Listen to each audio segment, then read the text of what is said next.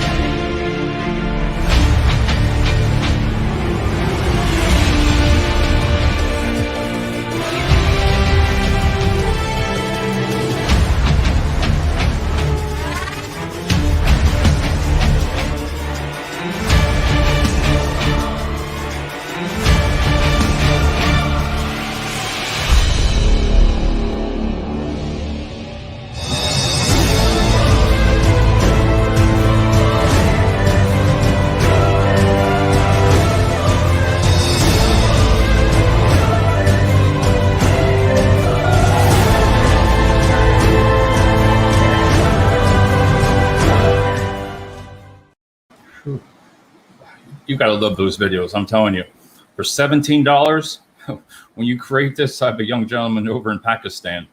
We've been working together for about 2 years, and we can make one of these up in about an hour and a half. So that's how close. I mean, we know each other, so it's kind of good.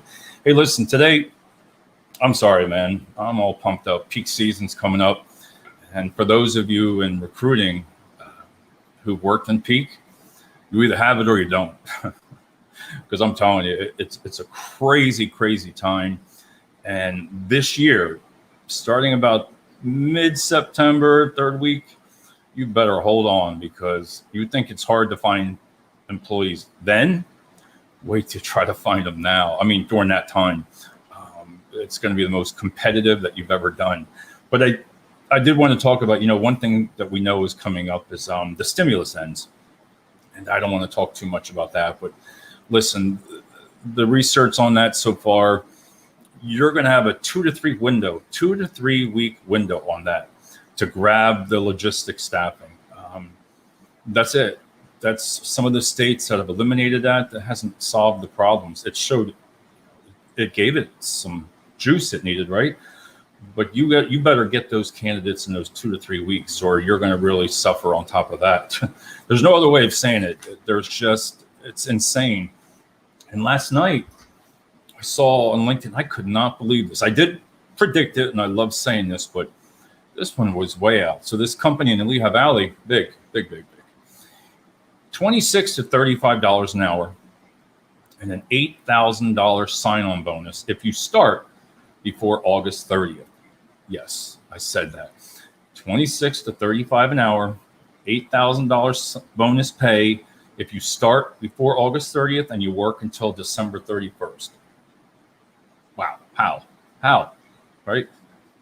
When I saw that, it does bring to my attention, because I know like efficiencies based and everything. The 26 to 35 catches the candidate's attention right there. To make 35, I'm 90% sure that that's probably incentive based. You just don't. When they come, you just don't say, oh, you're going to make 26, you're going to make 35. Sorry, it doesn't work that way. There's got to be a catch to it, and hey, there he is. How you doing, sir? How's it going? Vishal, I'm probably going to say your name wrong, as I always do, but welcome to the show. But to post $26 to $35 an hour, if that doesn't get your attention, it did me. And then I just knew, I was like, well, wait a minute, I'm going to dissect this. It's impossible. And plus an $8,000 bonus. So I looked at that, and there's got to be even something with the bonus. To pay $2,000 a month and then give them, everybody $8,000 at the end of the year, the ratio, I'm going to say maybe out of that, if you took 100%, maybe 10%, 15% will only make till December 31st. It all depends on the company. Listen, I've seen those big companies, and the reviews, people don't last. Peak season is such demand, the way you work, that it can just make employees walk out. They will just leave. Lunchtime comes up and they're gone because it's such a hard working and picking. And really, if you don't help your candidates, if you really don't give them a goal and show them how, if you just say, hey, this is what you're supposed to do, you have to get it done in a certain amount of time, you need to provide the training. And it's really good to have like a mentor, somebody, not just to show them, here, you stand here, you do this. It's got to show something. Sell your company, not just the job. I've said this over and over. Sell your company to a candidate versus the job and the hourly rate, because everybody seems to be 15 to 18, 19. That's about your average for your entry level. Small businesses, they're really suffering because they're getting, I saw today, they're trying to give, like, I feel sorry, $300 bonuses, $500 bonuses. That is a lot of money for small businesses. And I don't know how that's going to reverse. They're the ones that really, I've said before, are really going to suffer. But if they play their cards right to get through this season, that's what they're hoping for too. They need to get through September, October, November, and December just to make it. Their margin is so small. Now, the bigger companies that can absorb this kind, I'll tell you, I don't know. I looked at a lot of the jobs. I mean, some manager positions at night shift, $5,000 sign-on, transportation, $10,000. A lot of people think that they're going to get that $10,000 like that. It doesn't work that way. The majority of the time, it's set up. It has to be set up this way. It cannot be. There's no way that you can start, here's $10,000. That's it. Normally, if you work a month, you might get something. You work 2 months, 3 months. It's always set up that way. But it's very important as the candidate that you ask the company, whether it's a staffing agency or the clients, listen, they're going to be upfront and honest with you. So you're the one who has to make that decision. When you look at this big thing, man, everybody looked $8,000. How? But wouldn't that be nice? But watch what you have to do to get there. That is going to be the hard part. And I try to talk about all these bonuses. I don't know when that's going to end. I believe because of peak season, you're going to see a shorter span on getting a bonus. Because, oh God, hey, there he is, Mr. Thurston. How you doing, sir? Been a while. This man you got to connect with. He tells it like it is. But those bonuses, if they're the candidates, some of them don't want to wait a month or 2 months to make that. The chances of them getting that bonus, some companies will put in there, if you call off one day, your bonus is gone. They'll leave. You make them a little bit shorter for peak season, like a month, you might be pretty good there. Put 500 to 1,000 for a month. That I think will level off, because if a candidate has to wait 4 months for a bonus, in logistics, you got to get them in that little short span, because if you can get somebody to work in logistics for 1 month straight, you're talking, there he is, thumbs up. But you got to keep them for peak, because like I said, that peak season is going to hit. This is going to be the most intense peak in history. I am telling you, because like I said, you either have it or you don't. I love peak season. I thrive on it. I mean, because I want to get my message. I want to take care of my company. I want to take them, and I know right where to go, right where to pick them. It's just like in a candy basket. You want this one, you want this company. You know where to get your message to. Like if you drivers, forklift, doesn't matter. Some of the companies that aren't very well stable, like people, the reviews. So that's where you go. But there again, the bonus structure. Whew. And I'll say this again. Sometimes you have to go back to old school. And I think Thurston, you'll agree with this, is old school now for advertising. Now, a year and a half ago, would I have said this? Grassroots? Nah, I would not have said it. Oh, thanks, Thurston. I start on Monday. So I'm excited about that, and ready to go back into the world of staffing. So I'm kind of excited with Pinnacle Logistics. But you need to do old school things, like say for the buses, right? If you go to all the buses, those tear strips, listen, go right to all the bus routes in Lehigh Valley and start plastering them up there, taping them. Whether they tear them down or not, it doesn't matter, because what happens is the candidates go to these buses. They're standing there, right? They have nothing to do, but they're going to read. So if they're miserable and they're aggravated with their job over here, because you get so many people on the bus route that they see that, first shift, $2 less an hour, maybe. There you go. Grassroots and social media right now, you need them both. You're not going to survive. I know I cannot believe I'm saying about grassroots before, but COVID, you need them both and you'll win. So look at different ways that you can post to get those candidates to see you. I've said it before, sell your job, not just the job description and the pay rate. Sell your job. Tell them, show what your company stands for. Show those really excellent benefits. Show them extra perks, maybe gym memberships. Show them how you give them flex time. Maybe you'll give them a day off a week, or if you work a certain amount of hours, anything. Sell the company and the culture. Get your reviews up better. Another way to get your people in the office, I see it all the time. Listen, job fairs are great. I'm never going to say anything about them. If they work for you, congrats. But when you take all that money from, let's just say, if you're taking the money from a job fair and adding all the cost up of everybody's salary, right there, you could be putting that into advertising if you don't get many people to come out. Some people do open at their branch. Listen, have a flat screen television, have some prizes there to do a raffle. And if you work 2 months, you get drawn out and you get that. Make it short, even a month. You work 1 month, your name goes in it, they pick it out, you could win. Other different ways that you can do that. Keep it simple, because a candidate's going to have so many different opportunities. They could get hired 3 to 4 times within a week. Serious. That's the way it is. So sell your company, go to your bus stops, plaster it up.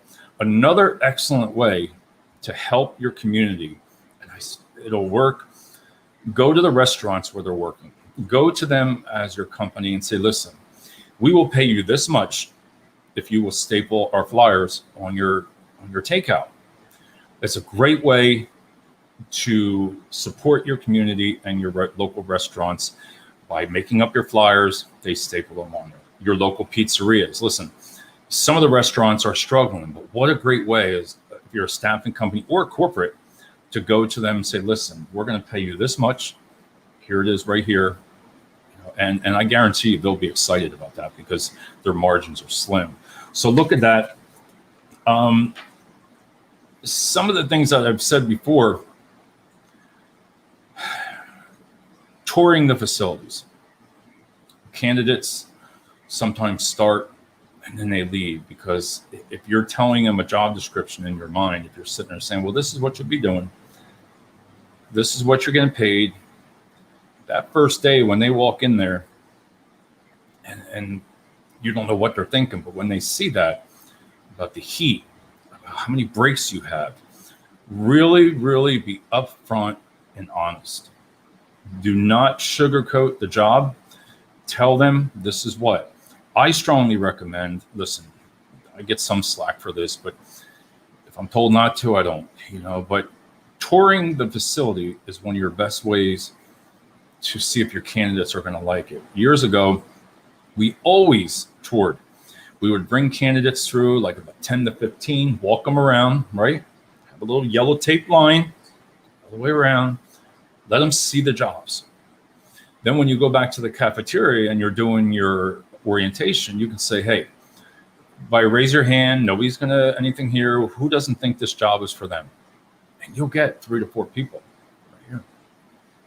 So when you tell your client that you have 15 coming, and only really 3 have decided not to, don't say 15. Be honest, because out of that 13 or 12, sometimes only 8 will still show. When you're recruiting for 50 positions right now, you better not take your foot off the gas, and you better recruit for 100 to get to that 50. You're always going to have those people there that last minute's looking for a job. And he says this perfectly. For companies to be the way it used to be, honesty is crucial. I'm going to leave that up for a second. And Thurston, you're really getting what I'm saying. There is honesty, honesty, honesty is the best. Empathy, your leadership, loyalty. If you're honest, your candidates will be more loyal to you. If you show empathy and honest, they're going to be right towards you. They're going to be like, wow, this person's really honest and truthful. The same words, but and they'll stay with you. They're not going to move, because then that's where you want to get the referrals, because referrals are still one of your best ways to get candidates in that door. If you have some some of your friends might work there, and they're going to say, hey, how is that there? They're going to say, listen, man, they really like us. They take care of us. They do this, they do that. Hey, can you get me in there? Majority, I would love to see more referral bonuses than to sign up for one, because, and I know, Thurston, you would say probably the same thing. It's like, listen, you're selling the company from a person that likes it. See what I'm saying? I am telling you as a friend, saying, hey, man, you got to come work with us. This place is great. They're going to leave the other company and they're going to come with you because they trust you. They're your friend or family, Thurston here, I'm honest when if they're not with me at the hiring interview and I see it, I'm going. And he's right in that aspect of it, because when you're doing some interviews, especially in logistics, some of the staff agencies, I've been there, been to that land and know it all. Sometimes you just want to fill those jobs, and that'll bite you sometimes, because it's not the way to go. Because the majority of companies right now coming up in peak season, I'm going to tell you this, there's one and two that I know they're going to need 1,000. It's a fact. They're going to need 1,000 people. You're going to start seeing it. So they have to rely on other staffing agencies, because they're going to need backup. They're going to need 3 to 4 during peak season. Listen, sales for staffing coming up now, you might as well just raise your hand and make a call and be prepared. Simple. Listen, it's going to be a nightmare for HR, but also if it's done right, you could have 4 to 5 agencies in there. The most you really got to watch out for is like your payroll mistakes, your invoicing, and making sure that that payroll is down to a T. If you hit that well on that Monday, it's smooth riding.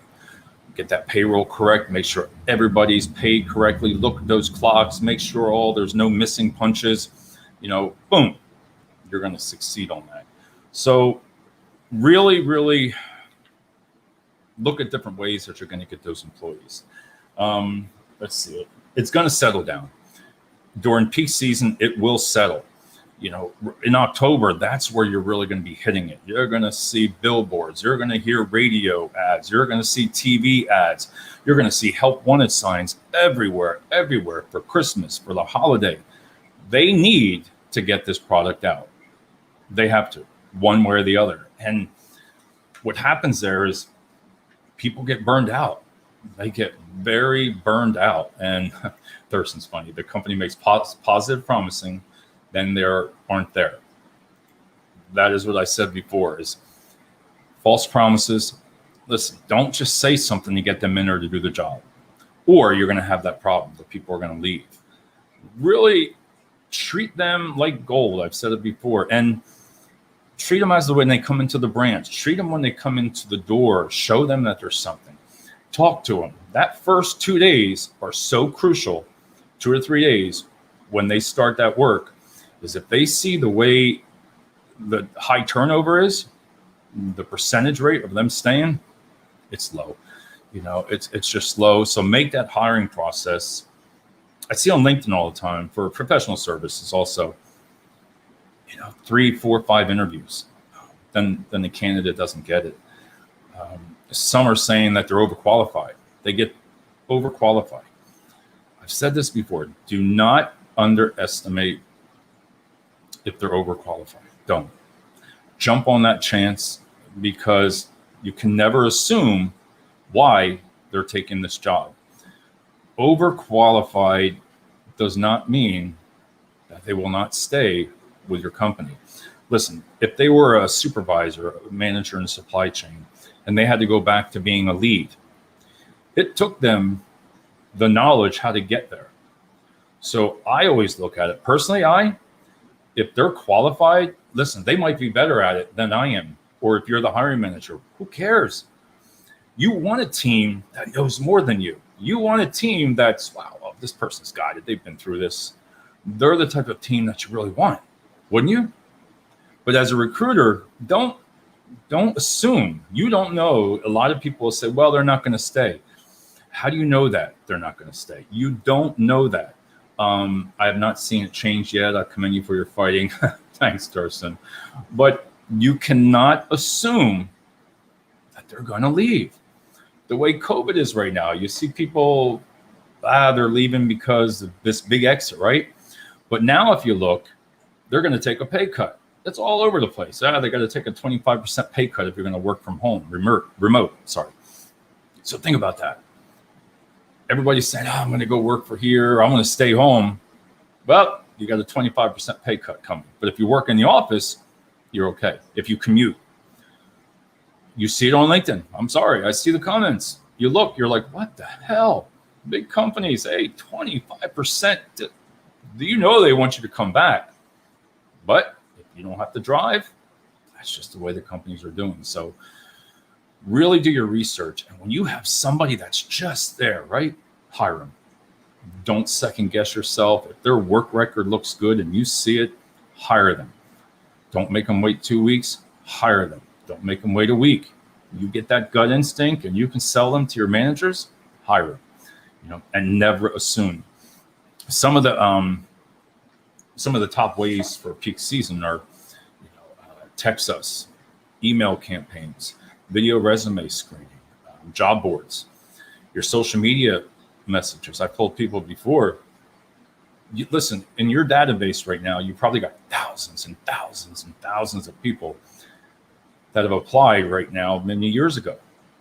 And they're just applying again. It's just getting overwhelming. So go back in your job boards from a year ago. Go back on all your social media messages 1 year ago. Go back on your texts. Look at your text campaign. Reach back out to them. Simple. Video resume screening. You can text them the video resume. Text them. That is just a big tool that's going to set you up for success. So let social media and, if recruiters are going to work on Saturdays, that's going to set you up for Monday. So utilize LinkedIn. And what I do recommend on LinkedIn is, listen, TikTok's great, all that fun dancing, and I get it. Seriously, this is my opinion. But when you're on LinkedIn, you should be really selling your company, what you're offering. You got to look the demographics and where entry-level positions, professionals, where are you going to get them? Social media, right? Platforms, TikTok, different age brackets are watching on there like that. But when you start doing all that funky dancing on LinkedIn, hey, it's fun on a Friday, but you're representing your company. And when a candidate sees that, that's my opinion. And I say that respectively. I'd rather learn about the company, have some fun with your team. Again, but sell your company, not that. One last thing I always take heat for in this one is, this is it. Look, all these pages, you do all this talking here. I always recommend, don't put the pay rates on the job boards. Now you're going to say, what the hell? Now, professional services, but entry-level jobs, don't. And you're going to say, why? Why would you not put your pay rate on for an entry-level job? Here's the reason. For me, is if you're in a staffing agency and you got 10 clients that you're handling, you're staffing for 10 clients. And if you don't put that pay rate on there, right, they're going to call. Let them call you. Get that first engagement to them. They're going to ask, hey, what's this pay rate? That's 13. No, I don't want that. I want 15. Okay. We have another company that is hiring for 15. Do you see what I mean? You got them engaged. Sometimes your phone will just boom, but you're going to get some great candidates for on your entry level that you can save. And you're going to do that. Thurston says one more thing here. My daughter wanted this job, applied, got the interview, then told her she was underqualified. She got another job. Then a month later, they called and wanted her. that's a prime example of what happens, and that happens a lot, Thurston. And because if they have somebody else set up and that person's not really what they wanted, they have to go back. The recruiter's got to go back and say, well, let's reach out to this person. But the last thing, again, think about it. On social media, don't put the pay rate. I would say on your job boards you could, but social media, keep them off. Get that engagement. Tell the truth about your job. Show your job descriptions. Sell your company, and you're going to win. Peak season's coming.